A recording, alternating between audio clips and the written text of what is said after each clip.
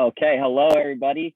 Welcome back to another episode of the Progressive Democrats of Howard County podcast. This is episode 5. I am one of your co-hosts, Jake Burdett, and new president of Progressive Democrats of Howard County, Jake Burdett. I'm sorry, we've taken a bit of a hiatus. We had a lot of club stuff going on. We launched a pledge, had leadership elections, had our first meeting.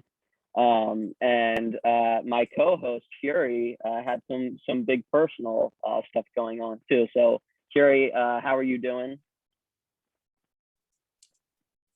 Hi Jake. Hi everybody. Yeah, so a lot of things going on. I like to say, we have a new tenant at home.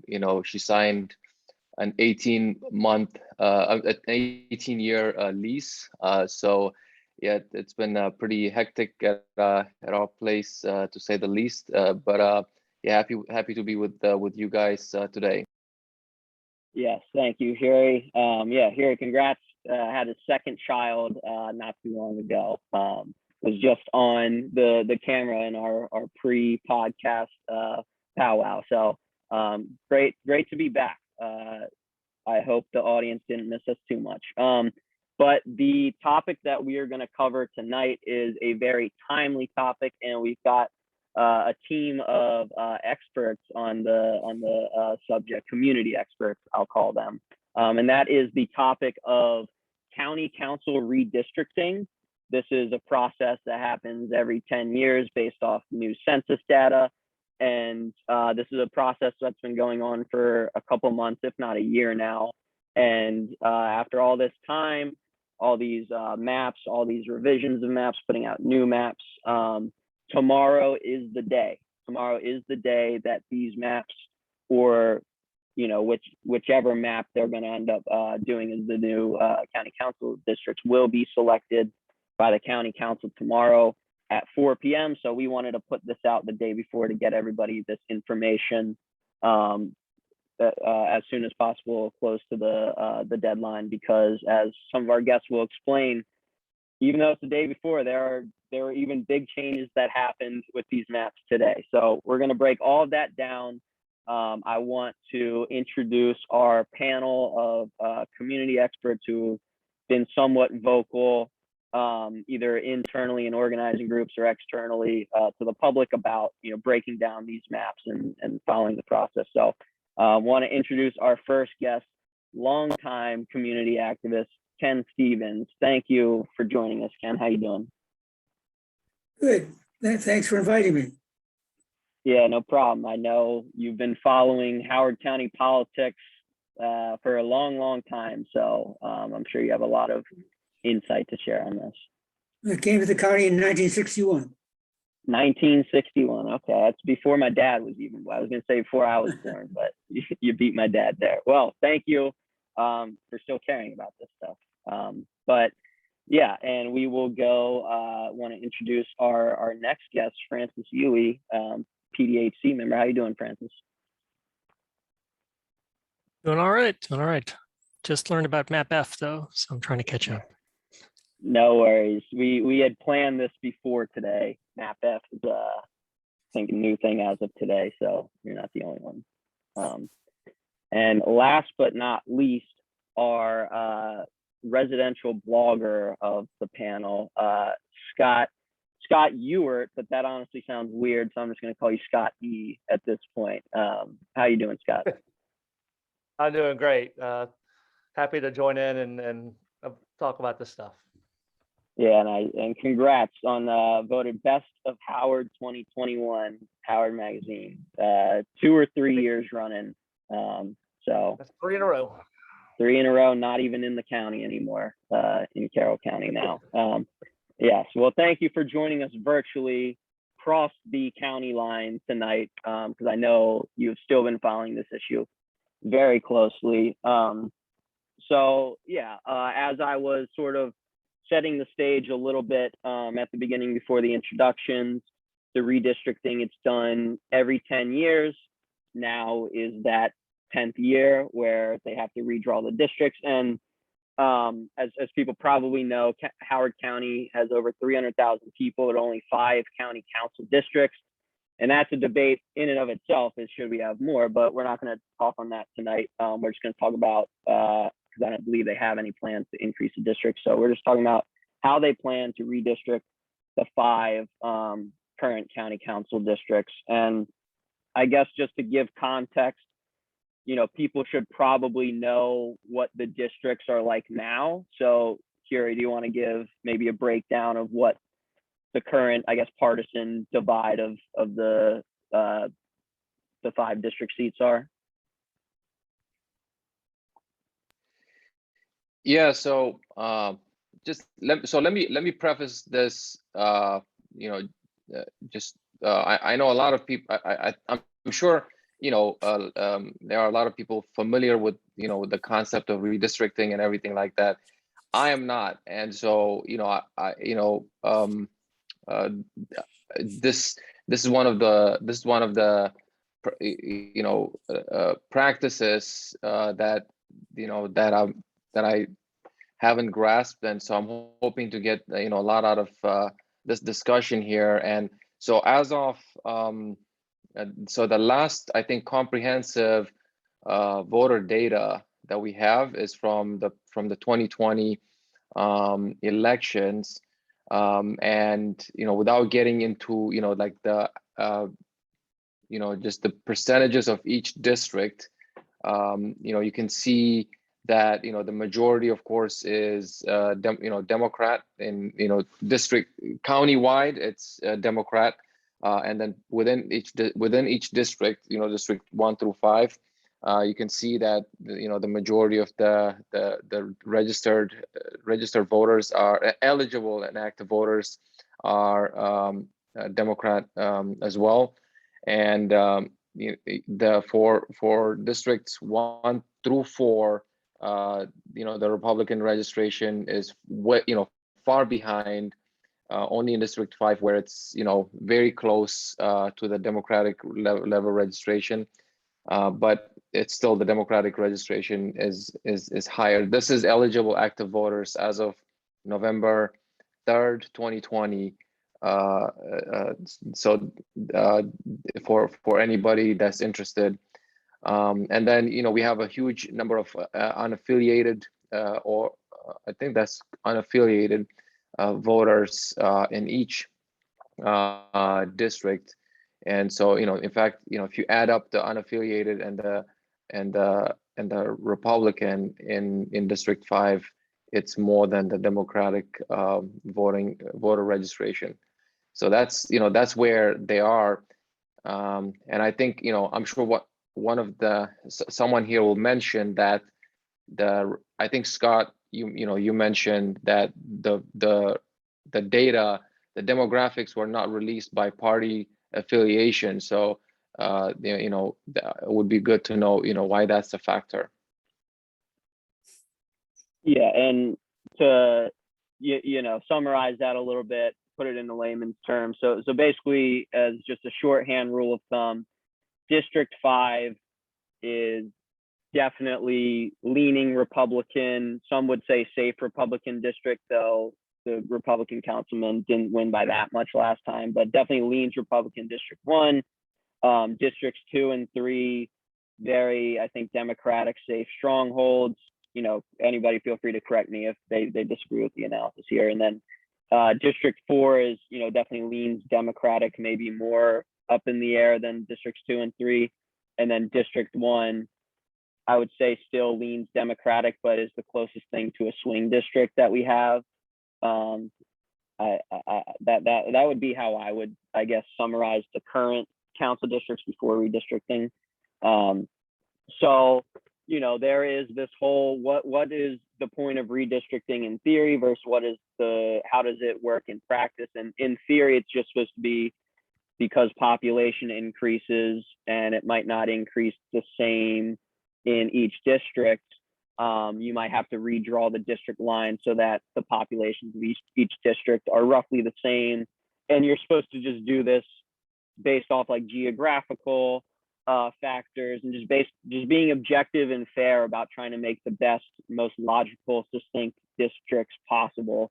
But of course, the process is controlled by self-interested politicians who would rather use the process for their own benefit. So in reality, the way that this redistricting works is both political parties try to game the process and draw the districts in a way that is going to protect the incumbents most likely, and also improve the voter registration numbers for their particular party in each district to maximize their chances of winning in each district. So both the Democrats do this and the Republicans do this. So that's just to set the stage of how redistricting in general works. And now we're gonna see how it has sort of played out in Howard County. So I guess early on, in terms of how this redistricting commission was even selected, is they try to make it somewhat fair because everybody acknowledges that this is kind of a partisan process. So they try to let both political parties have a say. So basically, they reached out to the Republican and Democratic central committees, and each one got to select. I think it was both central committees got to select 3 people, and then there was 1 independent, maybe, so that it's like nonpartisan. No, Scott probably knows it. Sorry, it was 3 members from each central committee, Mhm. and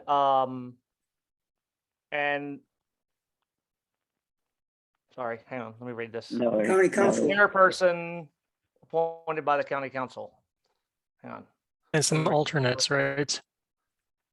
Yeah, 7 members, 3 members named by central committees of each party that polled at least 25% of the vote for the office of county executive in the last election, and a chairperson, all appointed by the county council. So the chairperson was appointed by the county council, and then 3 members from each central committee. Yeah, or recommended by. That chairperson does not have to be and is not an independent. Okay. Yes. Thank you for the correction there. And the chair is David Marker. I believe, right? No. I'm sorry. No, the chair is Donna Hill Slayton. Donna Hillstone, yes, relative of Terry Hill, but David Marker is on, and the reason I got that confused in my head is because the central committees, at least the Democratic Central Committee, the way that they chose their 3 recommendations was they reached out to all the Democratic clubs, and I was president of the Columbia Democratic Club, and David Marker was my recommendation. But nonetheless, they tried to have made it fair or nonpartisan, but of course Donna Hill Stanton is a Democrat, so that kind of gives the lean to the Democrats. So before we break down how this process has evolved over time, the county council originally released a batch of 4 maps A, B, C, and D. And Ken, would you be able to sort of break down what that original batch of maps, what sort of the patterns were there? Okay, maps A and B were introduced by David Marker. So they're the Democratic maps. C and D were introduced by a Republican. I don't know who made those up, but they're obviously the Republican maps. And the main interest of the Republicans is to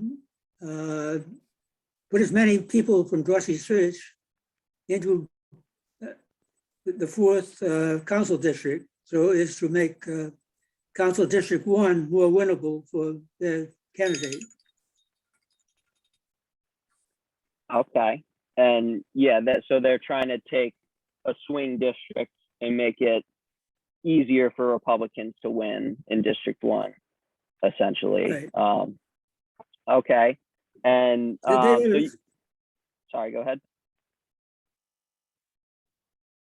They also had a secondary interest in precinct 2-3, which is between districts 1 and 2, it's currently in District 2, but they wanted to put it back in District 1 because the residents there claimed that they associated better with people who live in Ellicott City than in Columbia. But there was a fly in the ointment on that one because somebody claimed that the resident member representing Council District 2 lived in Precinct 2-3. I don't know where he lives, and apparently nobody seems to know where he lives. But so anyway, they don't want to be accused of moving this guy out of his district into District 1. But So that's I don't know Opal if they found Jones, out where right? he lives yet. Right. Yeah, Opal Jones. Yeah. So Ken, just to reiterate here, so at least the GOP maps, they want to move, you said precinct 1 away from D1 to D4. Is that what you said? Yeah. Dorsey, well, Dorsey search.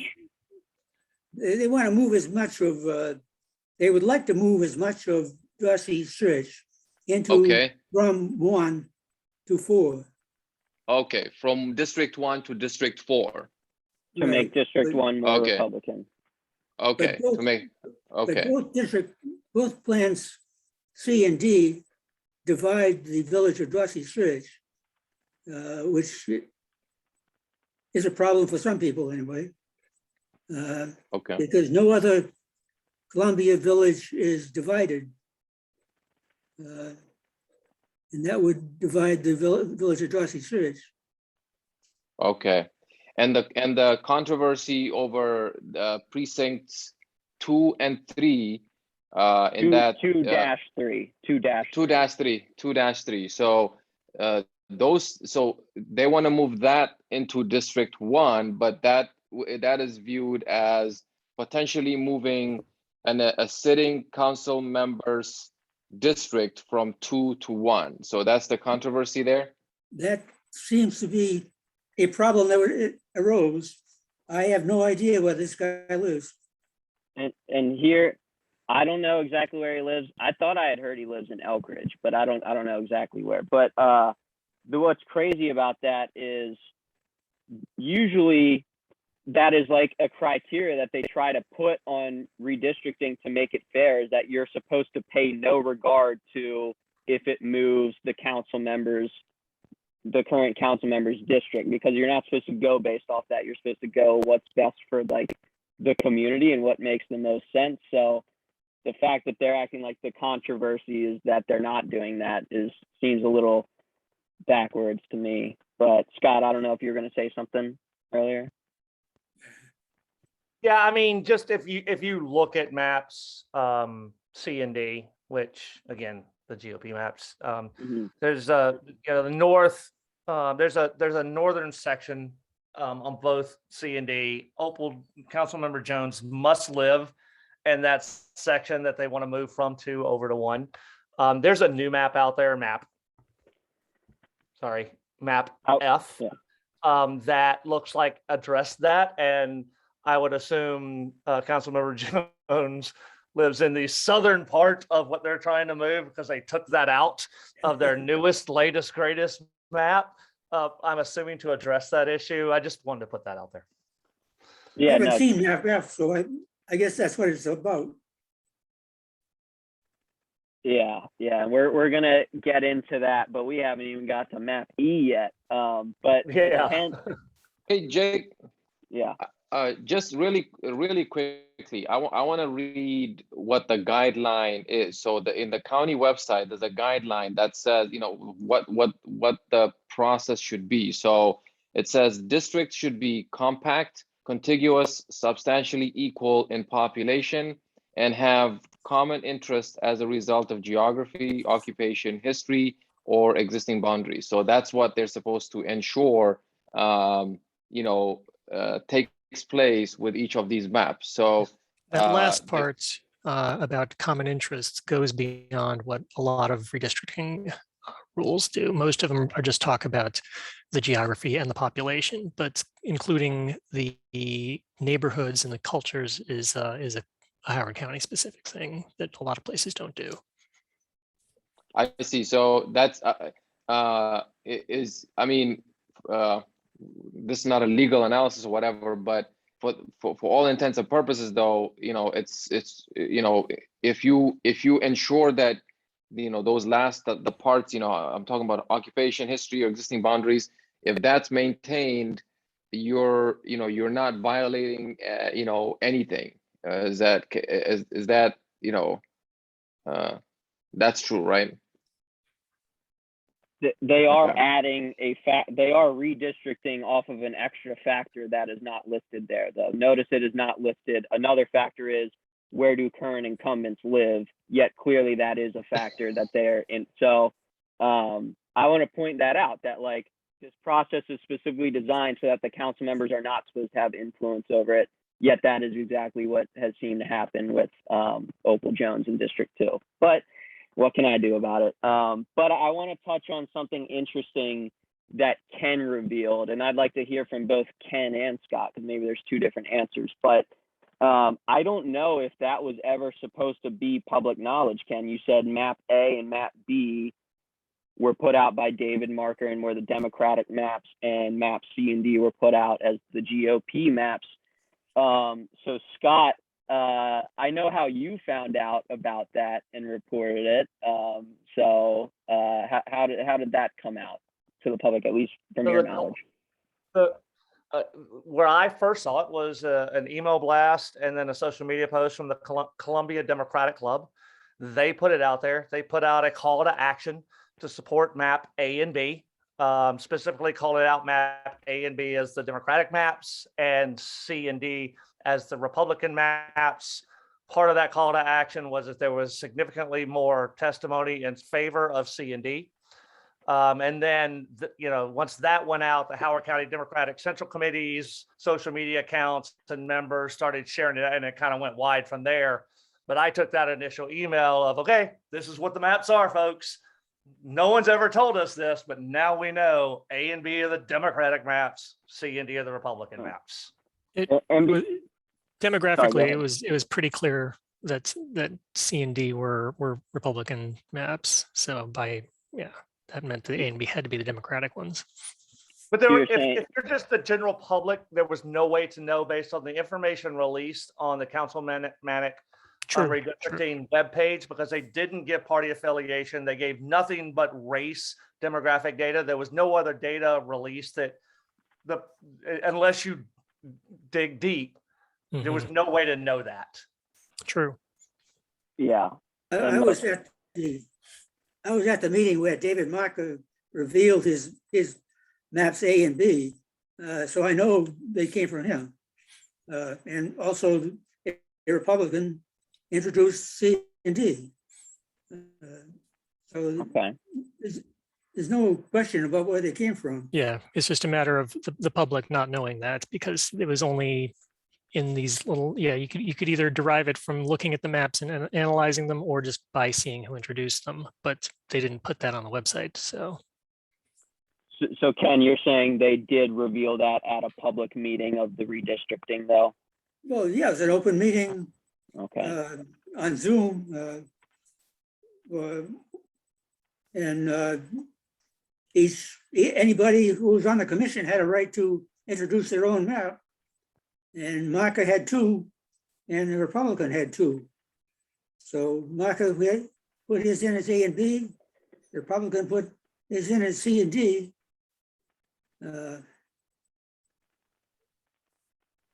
Yeah. So I mean, based on, you know, Ken, what you just mentioned, you know, if you attended a meeting and you know who the people are. So David Marker, he's affiliated with the Democratic Party, and then another GOP entity, you know, like another GOP person, you know, who is affiliated with the GOP. So when they announce it, I think you can infer that, you know, one is a map that was developed by someone by the Democrats, another one is by the GOP. I'm wondering though, I mean, not discounting the point that you're making in terms of, if you attended the meeting, and also what Francis said, if you looked at, the data itself, you could infer, which one was the GOP and which one is the Democratic map. But I wonder if it would be problematic though, if that was the label that it was given, and it said, Democratic developed map and Republican developed map, and put up on the websites, right? And that's probably the concern there in terms of, how it would be received by the public. Well, they don't say it's a Democratic map or a Republican map. They say it's introduced by David Marker and it's introduced by this Republican. Sure, but the Columbia Democratic Club made it very clear that these are our maps, A and B, as well as did the Howard County Democratic Central Committee make it very clear that these are our maps, A and B, and please go testify for those. So you're right, the commission didn't, Right. but the party entities out there made it a point prior to the November 2nd public meeting on the maps. But no one knew this in advance. Look, there's probably 12 people that watched the meeting that the maps were originally submitted live, if that, online. So the public at large that learned about this well after the maps were submitted and online didn't know any of that information, because they weren't watching the meeting live. Just putting that out there. And it's a shame that it's to the point where we have to rely on a blogger, and I don't mean that condescendingly, but we have to rely on a blogger to be the watchdog, not only on the partisan stuff, but there was another major thing that you pointed out, Scott, and you actually got the county to change about how they originally put out the maps and it wasn't convenient for users, and you requested that they change it. So you want to explain that a little bit? Yeah, so when the original information got put online, they were pretty little PDF maps, but there was no way for me, Scott, when I lived in Howard County, to enter my address in a system and say, I'm in this map now, what in these other 4 maps, where would I go if I'm on one of these borders that may change? And it took days for actually this to get online. And it was me that called it out. I did the same thing here in Carroll County when they did it, and Carroll County had theirs up in 48 hours. I think Howard County had theirs up in 4 or 5 days. But it was just, I wonder, had I not said something, were there others also advocating for it? Because, put up a pretty PDF, that doesn't tell you anything. It doesn't give you any information. There also wasn't any demographic data. To this day, there is no party affiliation data on the website. There's still a lot of missing things that I think should have come out day one that didn't. But yeah, I made a very early point to go, hey, you've got to give people the ability to look up, put in, in the GIS system, put in their address to see what district they're in today, and what does this, all 4 of the redistricting plans, and now 6 of the redistricting plans, where does that move me, so that then I can make an informed decision on, do I think this is right or wrong? Yeah, I have copies of all 5 plans here. Yeah. In case anybody wants to look at them. Yeah, they're available online too. And the lack of political demographic information is not surprising. A lot of redistricting commissions say that they, don't look at political affiliation when designing the maps. And so not including that would fit in their story. Yeah.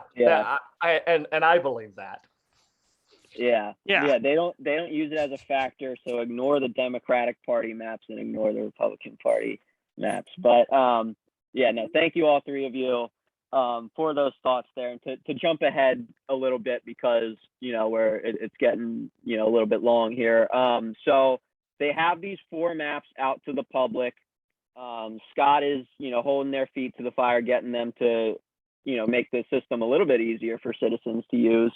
And then the public is sort of debating it. It becomes revealed that these 2 are Democratic, these 2 are Republican. And then I don't know how long it was ago, maybe Ken knows, but they announced this map E thing. And I thought map E was basically supposed to be a compromise, but Scott or somebody, could you explain what map E essentially was? I mean, listening to the November 2nd public hearing, at the end of the public hearing, a new map began to be discussed, which was the compromise map. And subsequently, even another now new map, map F, has been released. It's now online and on the website. It is not in the GIS system yet, but there's a pretty PDF. So if you want to look up what address you're going to be in map F, it's not possible yet. I just found out about those today. Actually, if you go look at maps A, B, C, and D, they're all changed as of today. They've all been revised. The numbers are all different. Some of them significantly, some of them just by 100 or so. But you know, as an example, map A today in the latest revision, it moves 15,359. The original map A moved 12,260 people. So that's a pretty significant change to that map. And the revision says 11/8. So it was changed today. So there's been no discussion on the changes to the 4 existing maps. We now have 2 new maps and a vote tomorrow at 4 o'clock by the commission. And then whatever comes out of that goes before the county council later this month. So I think that's not the end of the story, right? So after the county council looks at it, I think the board of elections also, I think, looks at it, you know, as well. Someone else has to speak to that. I don't I think know so. the process up through November 22nd, which is when it's presented to the county council. Yeah, I get the impression that the later steps might be more formalities just to make sure that it's not defective in some way. Will that, oh, I'm sorry. No, but that's that. Yeah, I Okay. haven't really heard those being discussed as being major factors. Yeah. Okay. So Scott, earlier you mentioned, you know, what is the information out there, you know, for people to make, you know, an informed decision. And I'm wondering, you know, if there's, you know, if each one of you could, you know, maybe touch on, you know, what, so like, you know, I'm looking at these things, you know, I have the table here, you know, of all the maps, the 6 maps now, you know, what is the so-called informed, you know, like, what is the, you know, to make an informed decision, you know, what should I know? Let's see, I would say for an ordinary citizen who's, well, I mean, everybody's political at this point in time, but if you live in an area that got moved, then you should be paying attention to that and see which district you end up in. As we've been saying, the maps are pretty incumbent friendly. 2, 3, and 4 definitely are going to stay very Democratic, and their incumbents are very unlikely to change unless they quit. 5 is pretty good for Youngman under most conditions, and 1, even under the most Republican of the maps, it's still a pretty good chance of staying Democratic. So the main thing is, if you're moving, then you'd want to know about that. But the other is, yeah, there is some partisan shifting going on. Some of the maps make one a lot more in play than the others do. I think, you know, looking at this, just redistricting discussion, I mean, we look at what was done at the state level a decade ago, whether you're looking at congressional maps or some of the delegate or Senate maps. And look, those are very clearly drawn along partisan political lines.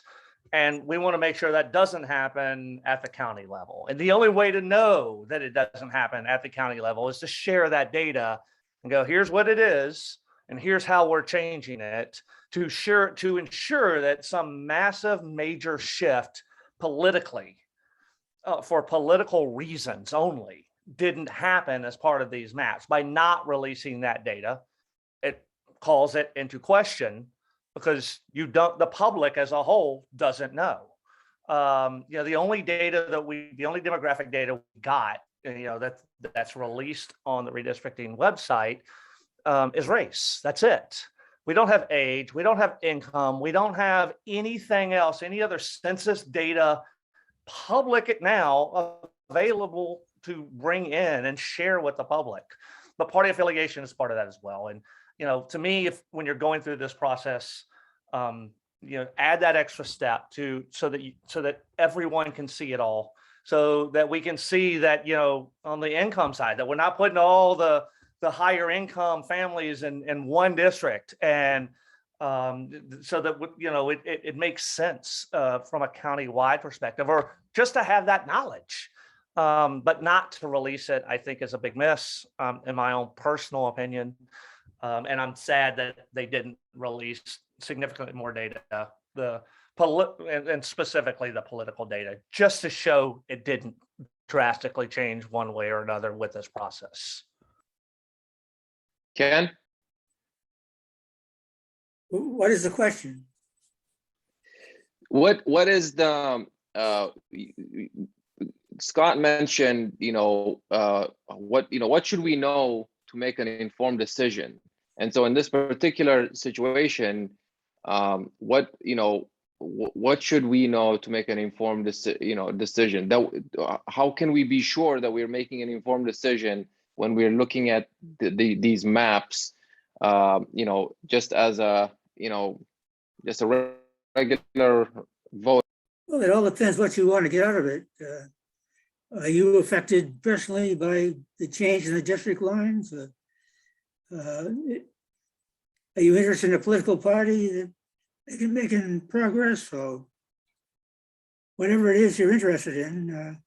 What should maybe a progressive Democrat, if that's the approach that they're approaching this from? For the most part, the maps that are trying to move Dorsey are Republican influenced. So Yeah. that's that. If you are a Democrat, you'd want to oppose those and support Right. one of the others. Okay. Ken, were you going to say anything else? I don't think so, thanks. Okay. All right. Well, I will say my takeaway is similar to Huri. I'm definitely not an expert on this redistricting process. Haven't been following it to the extent that I've been following it. It's been reading Francis, Ken, and Scott's emails about the process. So, but it's almost like a trick question what you asked, Huri, of how can you make an informed decision? Because if what Scott says is true, and that all of the maps that they've had publicly available for people to study and review for weeks, if not months, are changed the day before, maybe with like 24 hours notice, it's almost impossible to make an informed decision. Because when we did invite Scott today, but we didn't invite Francis and Ken to do this podcast today. We invited them a couple of days ago under an impression that the maps were completely different, and then at the last second they change it on us with little to no public announcement. So it's almost like the county doesn't want people to be able to make that either that, or they're just happy with the whole thing. I don't know. Yeah, I you go, Ken. I expect that the last change was because of the residence of the council member. And I don't think it's really trying to hide anything from anybody. People can follow the goings on the website, on the Zoom. But apparently they found out where this guy lives and do something to affect that. I don't know. I haven't seen F. Yeah, I just took a look at it. It's actually fairly similar to D. It actually drags even more of Dorsey down into District 4. Yeah. So I don't see it. It's definitely not a compromise map. It's its own new thing. Oh, So is And- this, oh, sorry. No, I was gonna say that, and if what I'm hearing is correct, the discussion about F tomorrow might be very interesting. If it's something you're interested, I'd tune in tomorrow at 4 o'clock. Just Yeah. giving you that little tidbit. Yeah. Yes. amen. If they change Dorsey into Ford, it's gonna be an interesting situation. Just one other comment I'd like to make is that compared to like the state level shenanigans, in Maryland and other states, the county map makers have been fairly moderate. The maps are staying, most of the people are staying in the districts that they're already in, and the shifts are only a little bit along the edges. It's not like they're completely contorting the map wholesale. But likewise, the changes in demographics between the different maps are only on a matter of a few percent. But yeah, for a close district, a few percent matters a lot, which specifically means District 1. Yeah, Francis, I agree. Looking at the numbers in terms of, we're talking about like 0.1% change here, 0.1% change there, and then like 1%. Like it's not, major shifts here. So there's definitely, they are making changes at the margins. And I, to Ken's point, there's definitely,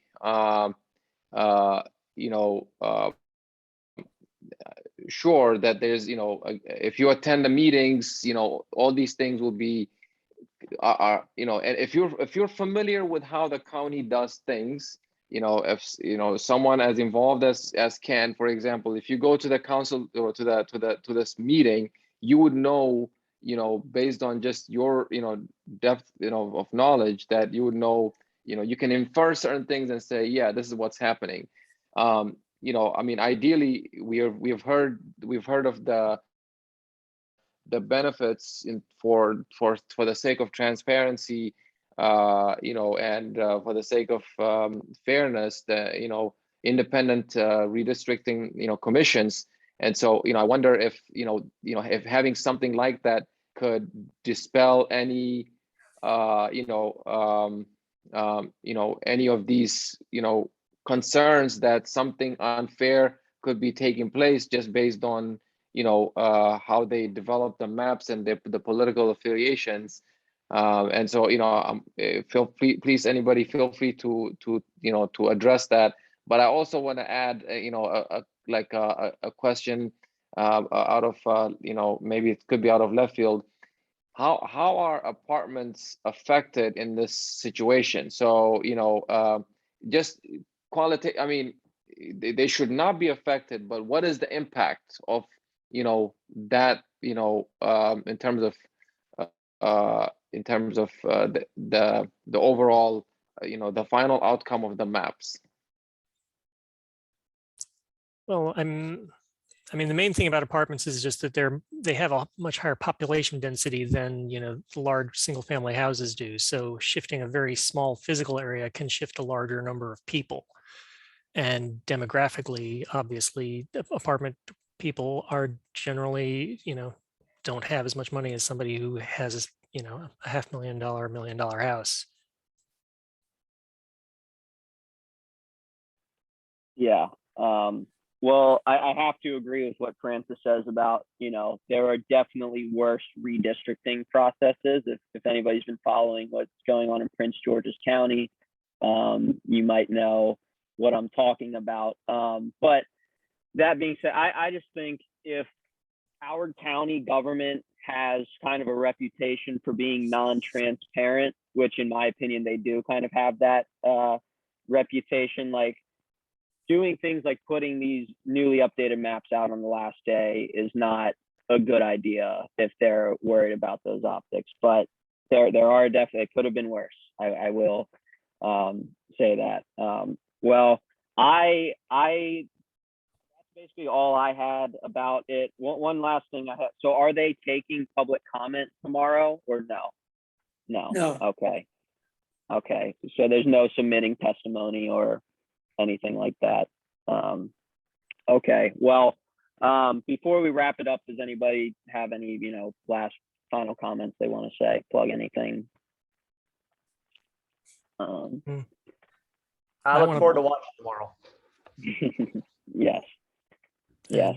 I want to plug the website that I use, davesredistricting.org. It's very, very good for analyzing maps like this. Although the one problem it has, it cannot do sub-district splits. Like some of the maps, they take a district and cut it arbitrarily, and Dave's doesn't have a tool to do that. So it's hard to get exact measurements for some things. And I'll give props to that because I hadn't seen that before, Francis, and not for Howard County anyways. I'd seen that for other places, but I had not seen that for these Howard County maps. It's very interesting to actually see that data. Yes. Well, thank you to all of our guests. Thank you to Scotty's blog. Thank you to Francis. He's also involved with Our Revolution. Shout out Our Revolution. Thank you to Ken, who's also, I think, somewhat involved with Our Revolution, maybe a new PDHC member, or still needs to be voted in, but he's paid his dues. So with no further ado, thank you everybody for watching. Sign up on our email list, hocoprogressives.com, become a member. You check us out on Twitter at Progress HoCo. Check us out on Facebook. You know the whole nine. That was episode 5, and we will see you next time. Any goodbyes, Jerry? Bye. Yeah, Dad, he's got daddy time now. Yes. All right. Take care, everybody. See ya.